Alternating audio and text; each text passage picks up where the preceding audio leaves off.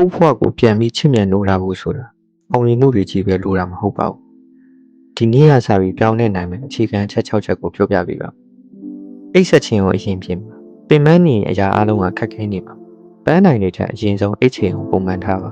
ဖုန်းကိုအဝေးမှာထားပြီးတင့်အာရုံကြောစနစ်ကိုအနားပေးပါတချင်းတွေ podcast တွေမပါဘဲမိနစ်20လောက်လမ်းလျှောက်ပါတိတ်ဆိတ်မှုကိုခံစားတက်လာတဲ့အခါအတွေးတွေပူရှင်းနေတာပါလေတင့်အတွက်အသုံးမဝင်တဲ့ app တွေစကားဝိုင်းတွေနဲ့လေးကျွန်းတွေကိုဖြတ်တော့ပြ input နည်းနည်းလေးဥတီချက်ပုံမှန်နေပါမယ်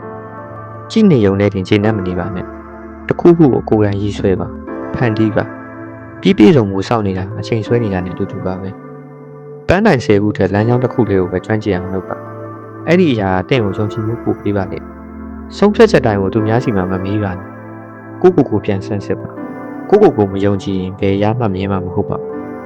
ဘဝဆိုတာတန်မွေးမဟုတ်ပါအေးချမ်းချမ်းနဲ့တိဆောက်ယူရတဲ့အမှုပညာတစ်ခုပါဒီနေ့ကစပြီးကိုယ့်ဘဝကိုပြန်နေပုံဖော်လိုက်ပါ